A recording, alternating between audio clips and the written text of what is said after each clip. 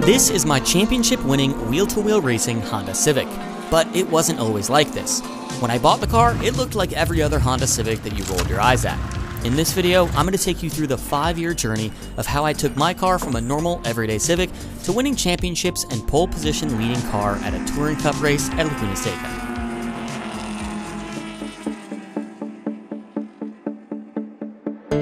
Well, this is it. I just bought this car. It's a 97 Civic DX that's made to look like a Type R. It does have a B16 engine in it, which is freaking awesome. Bought it for $2,800.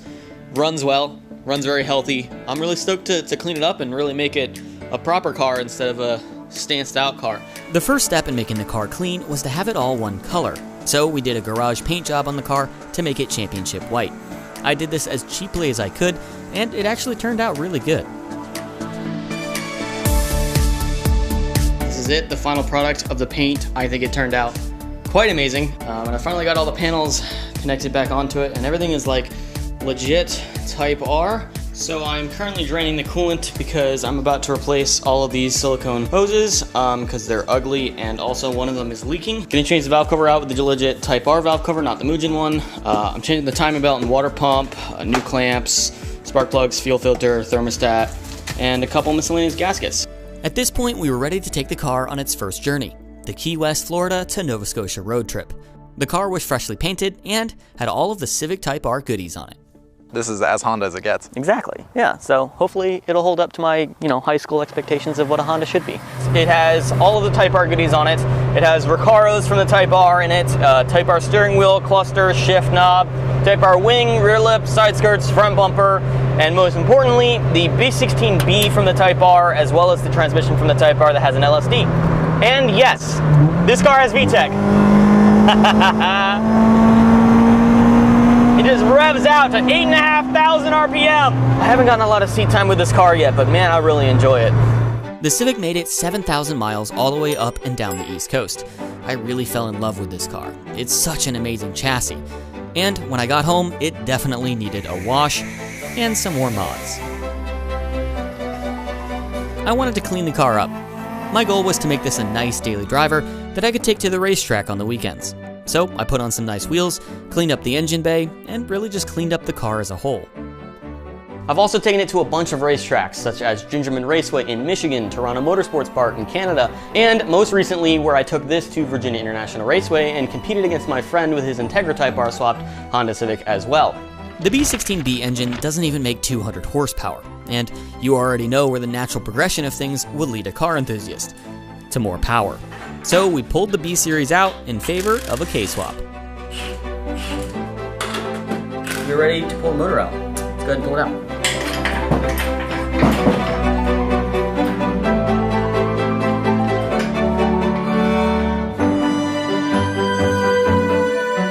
I stripped the whole front end of the chassis down because I wanted to get the engine bay paint matched with championship white, but also because I needed to swap the subframe over with an Integra subframe to better fit the K-swap.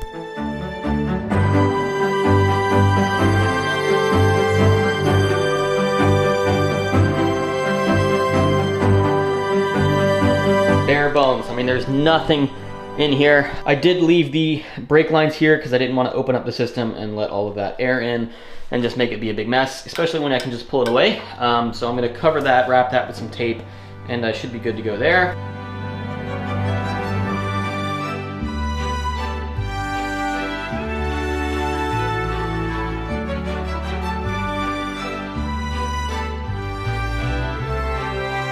This was extremely time-consuming, but oh so satisfying.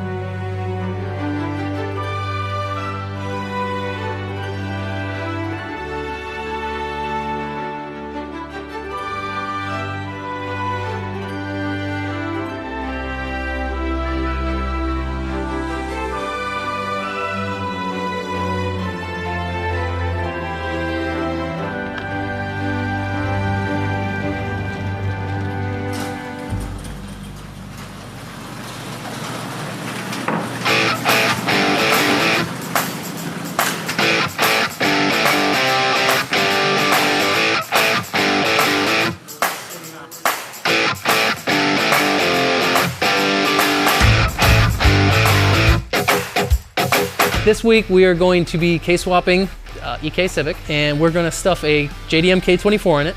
We are going to open it up and do a few quick internal things. We're going to put a Type S oil pump. It's going to give a little more rev range. We're going to seal that up with a Moroso oil pan, baffled oil pan, because this car will see track time. And we're going to replace the head with a Z3 head, which is the 8th gen Civic Si head. While we're in there, we're going to put a 50-degree cam gear in, give a little more torque range, and drop in some cams. We're going to put an intake manifold RBC, right? RBC? Putting a slew of K-tuned parts on the car, some fuel setup, throttle body, a bunch of goodies.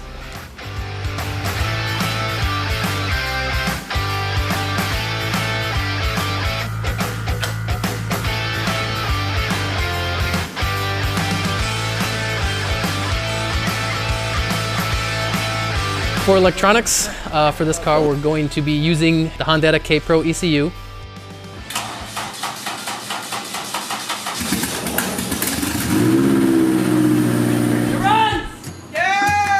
The car was running, but not yet driving, so we had to hook up a bunch of other stuff like a working shifter and a full-size aluminum radiator to keep the car cool. All of this required fabrication, even the exhaust, which I opted for a 3-inch system instead of the typical 2.5, since I heard that the 3-inch can make a little bit more power and I was shooting for as much horsepower as possible, ideally around 270. Just a few more things to button up and we'd have the car on the dyno to find out.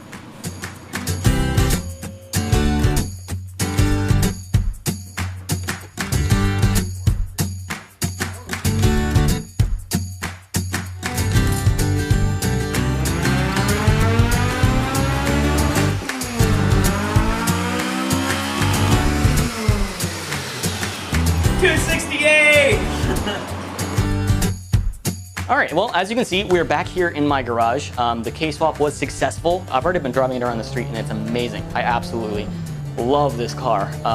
K is definitely the way. Now, there's still a bunch of stuff that we didn't do while we were up there in the shop. Andy was so efficient, so fast. I can't believe we got this done as quick as we did. But there was a lot of stuff that I didn't have ordered in time. With most builds, they kind of drag on infinitely, and hopefully this one isn't infinite. But there's still some major things that we need to do to this car before it is ready for the track.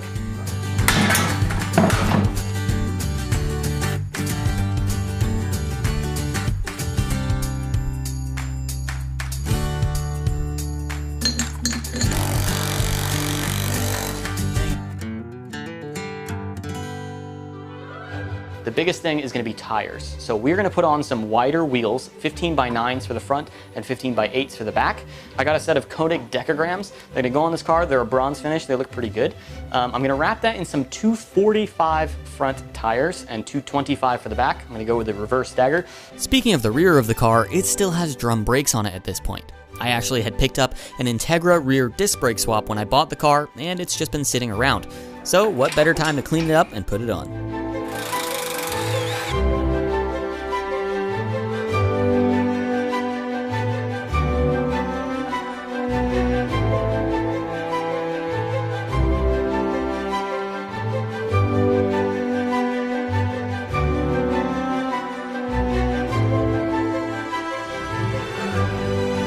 On top, I've got the K-tuned camber arm, so that's to adjust the camber in the back. And then all the way up there, I've got a tow arm that's also K-tuned. So that's so I can help align the rear end of this car to make it match the front end. So everything back here is officially new, and I think it looks fantastic. It's going to perform fantastic, and I'm very excited to get this thing out on the road. Of course, if you're going to upgrade the rear brakes, you have to upgrade the front brakes as well to keep the bias correct. I went with some Porsche 986 calipers in the front with bigger rotors, as these were shown to be the best budget-friendly big brake setup for Hondas since they have the correct brake balance and they clear small little 15-inch wheels.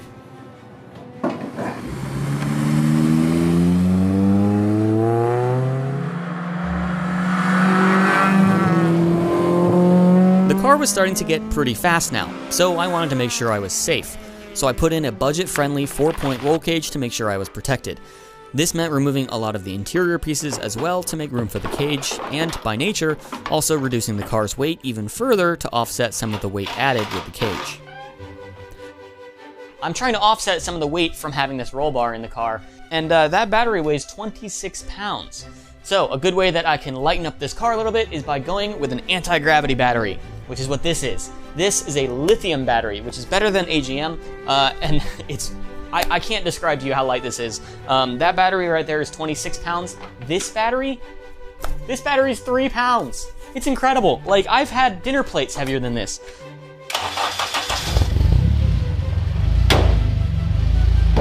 By now, the car is fully prepped for its first year of competitive racing.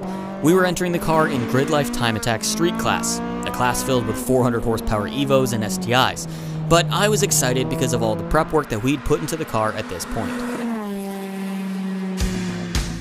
At its first weekend out, it actually performed pretty well. We finished 5th in class out of 18. Of course, it didn't happen without some complications. On the very last session, I dipped a tire off the track and it ripped my exhaust right off and wrapped around my control arm. So the next order of business was to get that fixed. After the first successful competition, all I wanted to do was improve the car further to see if we can get on a podium. Today we're going to be installing an MXS 1.2 dash in Mia along with a couple of sensors and a custom harness. Deutsch AS612 connectors, 37 pin for the main, 22 pin for the auxiliary harness, and we did a full mil-spec concentric twisted harness. So with the Mia, we're adding on a couple of different sensors with room to grow. We've sourced something from KA Manufacturing. KA Sensors, they do automotive specialized sensors as well as we do. They have a 2-in-1 oil pressure and temperature sensor in one. The other sensors we've added in are tire temperature sensors today, and that's the core of everything suspension. We got oil pressure, oil temperature. I have engine coolant as well on the right side. After another test event in Chicago, I had realized that my tires were holding me back. I just didn't have enough grip. So I decided to take the plunge and try to get big 17-inch wheels to fit so I could mount up wider tires.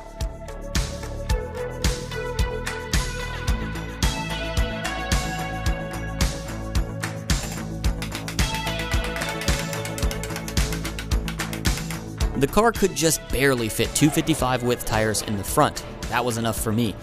Now we move on to more weight reduction. A common theme with this build, since the class I was competing in had no minimum weight requirement. I managed to get the car down to a gaunty 2289.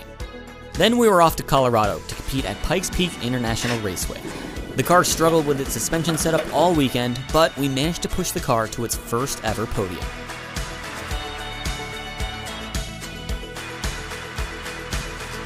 With little time between events, we weren't able to get new suspension in time, but we were able to get another big mod that helped with the performance of this car quite a lot. Today we're going to put a clutch type LSD into Ben's EK Civic.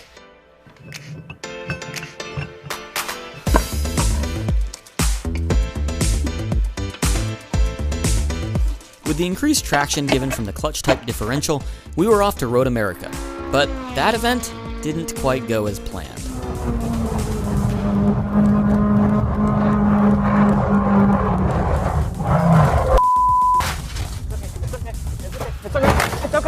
It's okay. Yeah, you're cool.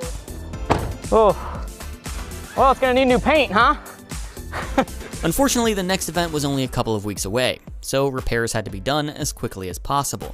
We got it put back together off camera and made it to the final event of the season at Gingerman Raceway, where we could see how much faster we made the car since its first event of the season at the very same track. It looks a little worse for wear. I'm leaving it looking a little bit rough for the sake of time. To my amazement, the damage wasn't too bad.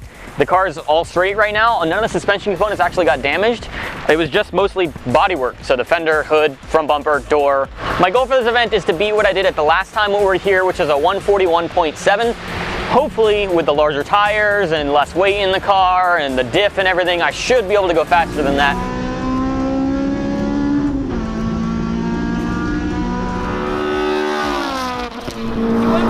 You went from 42.4 to 41.1 to 40.2. You got 2 seconds and 2 laps. That's a front wheel drive record. That's it. Yeah.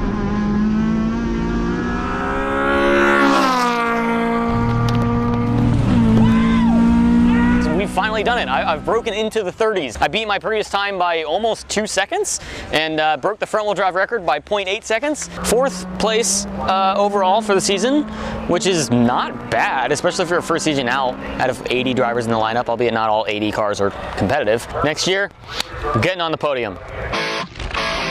Grid Life has introduced a new class this year called Club TR, and that class is allowed to run aero, which means I get to put a big splitter and a big spoiler on this car, and I'm super excited to do that because I've been wanting it all last year, so I'm really excited to finally be able to put some downforce on this car. So yeah, the look of this car is about to change a lot.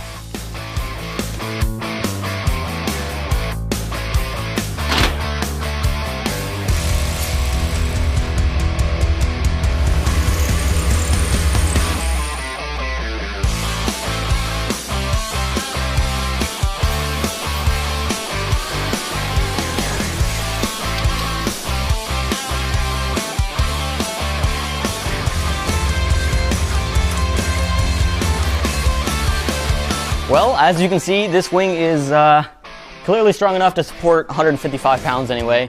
These are 5-inch tall side skirts to try to lower that gap, help, again, lower drag on this car. We're going with the wood splitter. We generally recommend a 1/2 inch, but we're going with a 3/4 this time because it's a little bit more robust, it's a little stiffer, those types of things, rigid, and that's what Ben's asking for, as well as the rules allow for about 3 inches from stick out of the bumper. That means 3 inches extension from any point in that bumper. That's a really simple type of splitter to use.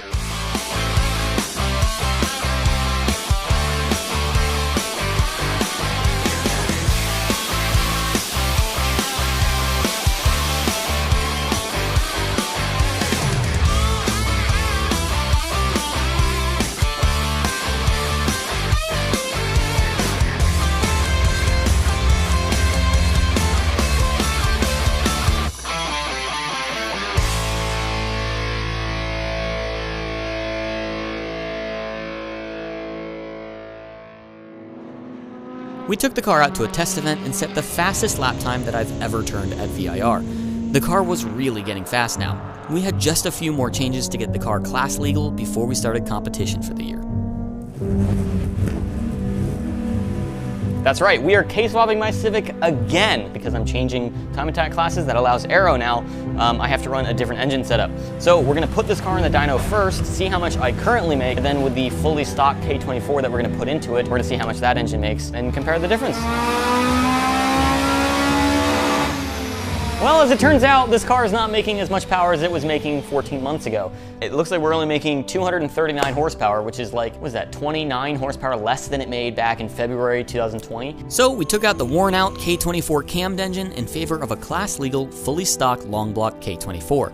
We upgraded the oil pan with a better baffled Unit 2 Elite pan and threw the new engine in the car. Since this class doesn't have a power to weight limit, we wanted to squeeze as much power out of the stock block as possible. So we did about 80 pulls on the dyno, trying to figure out different intake setup configurations. We threw on a cutout and ported out SBS intake manifold and ran it over and over again until we made the final surprising number of 250 real horsepower. I think 250 is probably the most anybody, regardless of engine or platform, in this class, 250 is probably the most you can do. Yeah, no, it should be a solid engine. I think it'll run all season, no issues, so yeah, hopefully. Just gotta work on the suspension next. Yep. Never ends.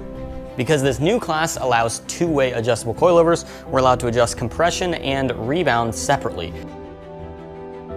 I'm just here for testing, to kind of test out the new suspension stuff that I've got, get the damping and compression and all that stuff dialed in. Today's the day where we kind of all put it together and make it work. I'd rather do that on a test day like today, where I can get everything dialed in and feeling good, and I don't have to worry about it when we actually get to a competitive track day. So that's the goal here today. Let's just have some fun. Last year the car did a 39.8, and this year it's in the low 39s already right off the bat, at least a full second faster than we were last year. So we're in a good place for the start of the season.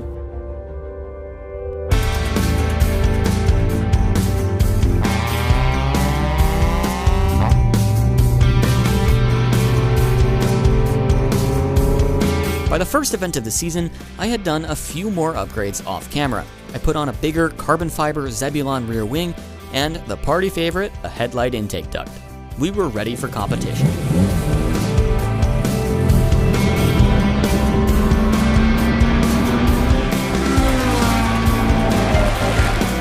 And out front, Ben Thorne. Good job, buddy. Ben from Gears and Gasoline YouTube channel. I had finally won my first event with the car, and I was ready to do it again at the very next event at Autobahn Country Club. And out front, his second win, 34.779. Mr. Ben Thorne in the white wide body car. I love it, baby. Got it real done today. If you don't continue to develop your car in a competitive class, you'll fall behind.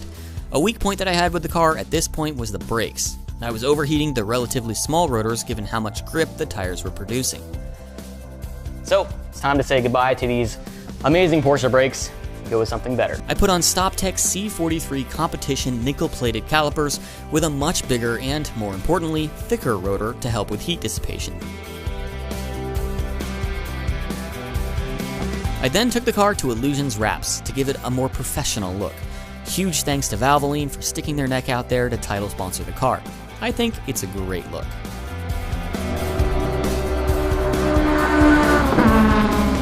All right, Club TR in P2, Mr. Ben Thorne, the Valvoline livery. I've done a ton of stuff to this Civic since the last event. Most notably, you might notice these fender vents. That's gonna help give it a little bit more front downforce. I've also got an intake box, which should, in theory, give me a little bit more horsepower.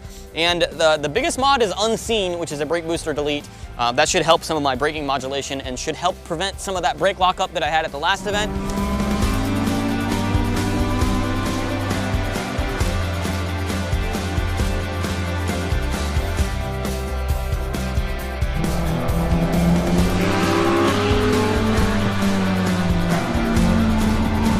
Pretty happy taking home a P2 for the event, which in the overall point standings puts me in first place for the championship. So we are the Club TR 2021 season champions, and I couldn't be any happier.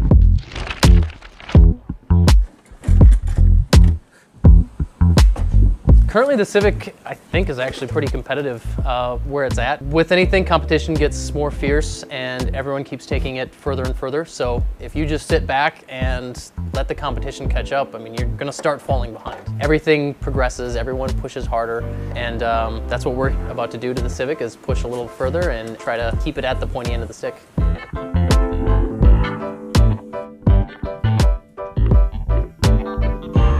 All right, well, that just about wraps it up here at Andy's shop for now. The car is totally stripped out and ready for a roll cage. So now we're gonna load up this empty shell onto our trailer and go up to Minnesota.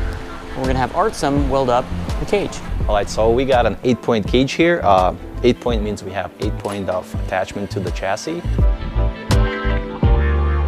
The cage is going to be TIG welded. I will MIG weld plates to the chassis just because of the material and how thin it is. And then to those plates, all the tubing gets TIG welded between each other and to the mounting plates. We have anti-intrusion bars, or foot bars sometimes what people call them. With the door bar design, Ben really wanted his window cranks to work.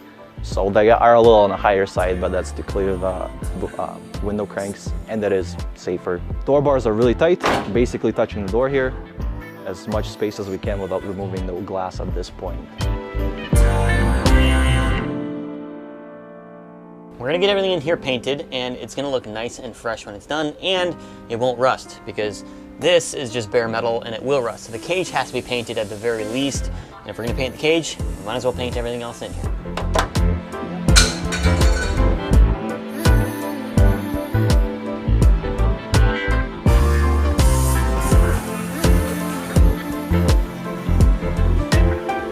Painting the interior took way longer than I'd like to admit, and while I have the engine out, I also went ahead and cleaned out and repainted the engine bay to keep it fresh. I think we're gonna flock the dash. Ben wants some suede in his life. I tried to persuade him out of it, but it didn't work.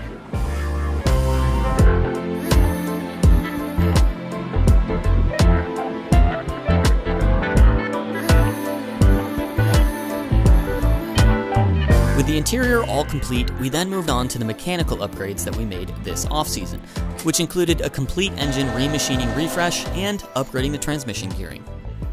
So these are GearX gears that we have here. They're rated to 500 torque or something like that, which is good. Closer ratio gear set here, and it's gonna be a whole lot better for Ben on the track. We also changed out my differential. We upgraded it with a stronger OS Geiken multi-clutch plate differential.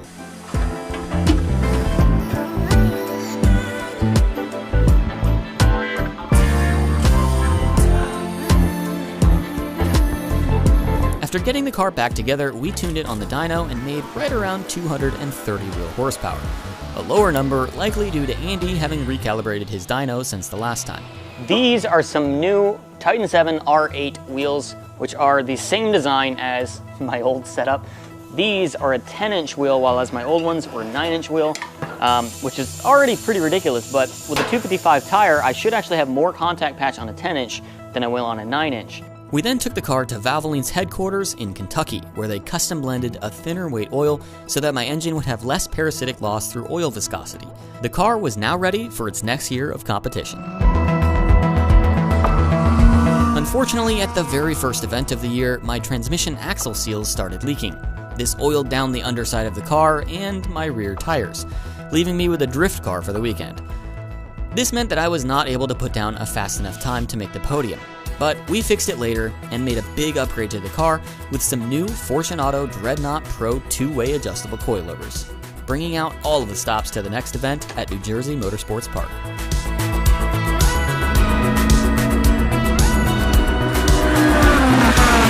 So we are 2 thousandths of a second off pace. We're still in second, but by 2 thousandths. It was a hard-fought battle for first place. I did everything that I could to get the time, including removing the drag from my rear bumper. Grant Davidson and Sintegra were just barely out of reach, so I finished the event in second place. The same thing happened at the next event at Mid-Ohio. We were within a 1/10 of a second from each other. Between Ben and I, we have 0.116 seconds, something like that, so just over a 10. So it's really tight. The car is feeling super loose, which is good and bad. I can rotate the car, which is good. I can get through the corners, but it's bad because I'm scrubbing a lot of speed doing that.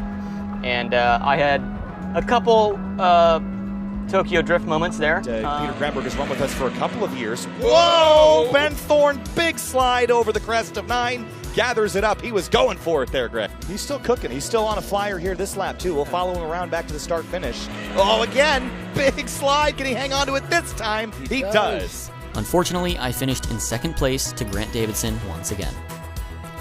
But the next event was Lime Rock Park, a track that really suits my car and my driving style. I was so excited to be able to go out to such an iconic track. And Lime Rock, I think it's my favorite track. So far, anyway. I mean, there's still more tracks to explore, but I really, really like this track. And P1, Ben Thorne with a 58.6. I was saying all season it was gonna happen. Gears and gasoline. We got 2 P1s. Yeah, baby. Buddy. Yeah. My trailing arm has finally decided to let go. Yeah, it is cracking right there. But when you throw on some really grippy, wider tires, it puts a lot more load onto the trailing arm, and all of that extra high G-force load pushing on the trailing arm actually cracks the structure of the trailing arm itself.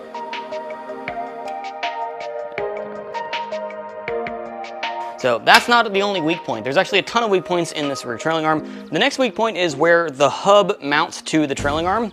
The top bolt and the bottom bolt are known to crack as well. Thankfully, mine has not cracked yet, but we're gonna support it now so that it never cracks.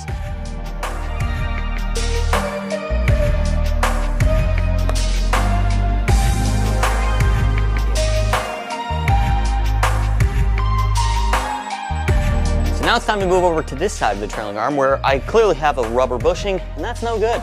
Track cars, you want to have spherical so there's no deflection.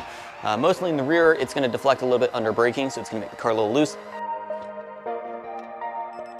Okay, with our spherical joint in, that leaves one final thing to this trailing arm, and that is a brace that goes across the whole length of the arm.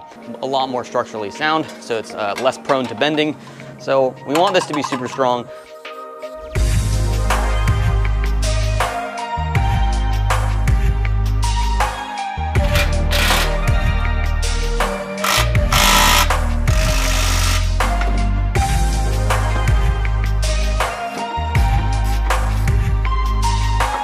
We're going wheel-to-wheel, door-to-door racing with this Civic this year. So now we're ready to throw on some modifications to this car to make it fit into its wheel-to-wheel class a little bit better. But there's something major that I've been putting off, something that I wasn't allowed to do in my previous class. But now that I'm going to GLTC, I'm allowed. I'm gonna tub the front end of this car to get it lower.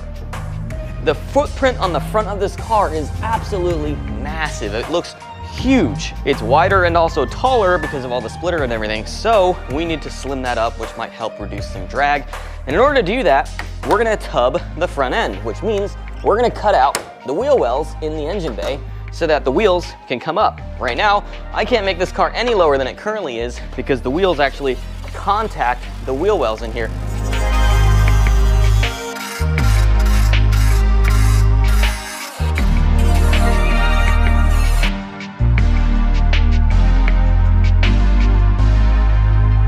A trailer fender. And we're just gonna hack this up, fit the right size metal that fits into that wheel well, and then weld it in. When you increase wheel clearance, you also have to increase the control arm clearance. So we had to cut out and weld in strut tower caps to clear the control arm's motion.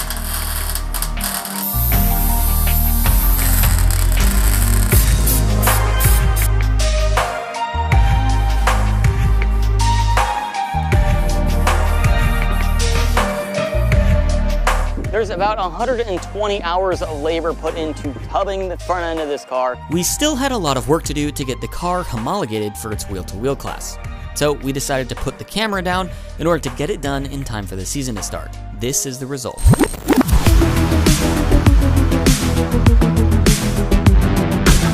This is my fully prepped GLTC spec Honda Civic now, and we're ready to go racing this weekend at Watkins Glen International. But I need to show you a few things that I did off camera to get this car ready for the new class, and a lot of that included safety equipment. Thankfully, a few companies wanted to sponsor us to make sure that we stay safe this year.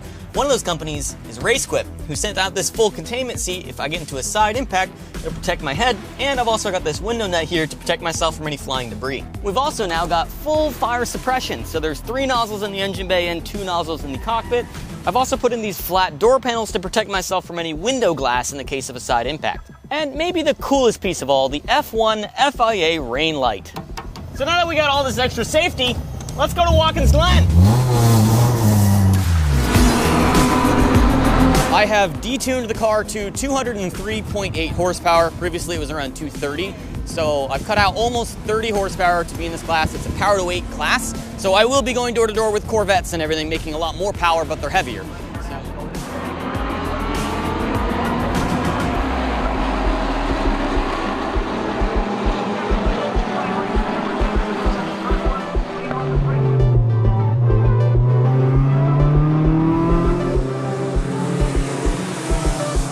Ben Thorne is currently in 25th place, which he started out in, I believe it was in 26, so he moved up a space.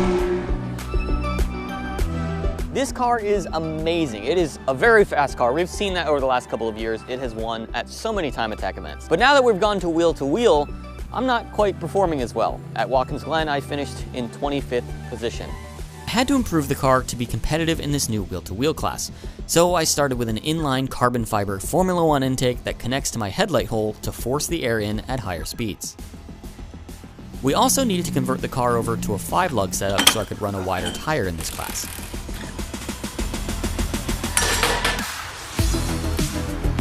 Spindle number 1 and spindle number 2. Look, they're both functional. We're 5-lug now. We went from a 17 by 10 to an 18 by 10.5 and a 265 width tire. Lastly, we needed to upgrade the aero to further maximize the class rules. I actually put on a smaller rear wing, but swan neck and with a more aggressive profile. This allows me to run more power in the class while still maintaining the same level of rear downforce that I had before. So we're gonna tune the Civic to make 206 wheel horsepower to meet the class rules. Welcome back to Mid-Ohio and Lexington, Ohio. I'm Ben Thorne starting 15th, his best starting position in only his 2nd round. Being in the top 20 is a great place for him to start. It should be a lot of fun to watch him work his way forward.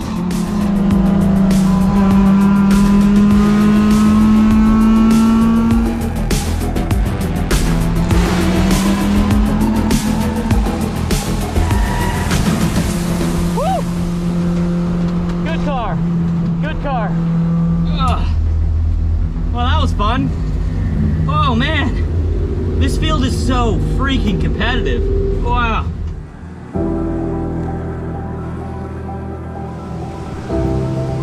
The one on trackside, and we'll remind you again if you're in the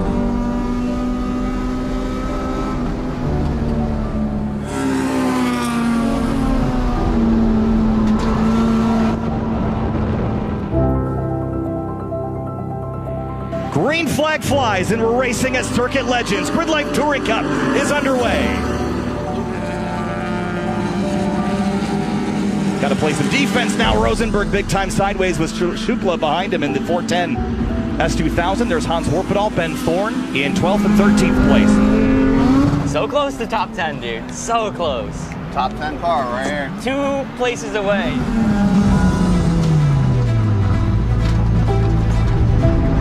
I think I broke the axle. What? I think I snapped an axle. Are you kidding? I'm not even kidding.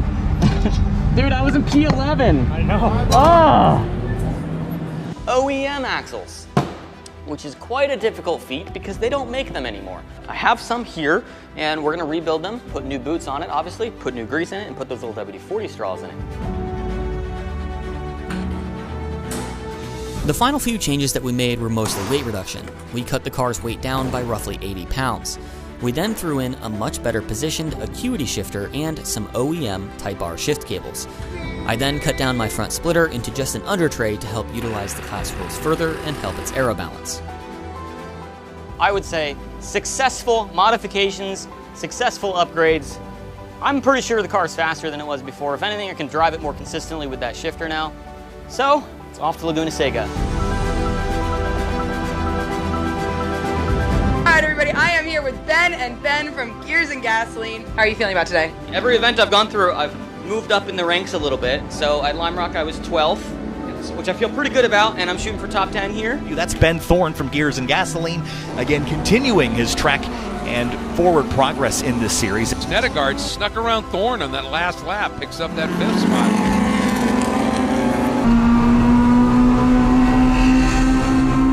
It's Ben Thorn on the pole in the number 166 Advanced Auto Parts Honda Civic. You're just sitting on the pole in a GLTC race at Laguna Seca. It's no big deal. Thanks for that. Green flag flies. Ben Thorn fires off down towards turn number 1. On the outside, it's Moore. Side by side into the first corner. Hilo, the Californian, right behind him into turn 1. He's doing it. Yo, Ben, run, run, run, run, run. Oh my God, dude, yes, he's pulling a gap. This is literally best case scenario. Baby boy is doing it. Ben Thorn is leading a GLTC race in his first year of competition. I know that this was the expectation. I don't think he knew it would be reality here, Greg. Leading this race and driving away from Zach Moore in the 272.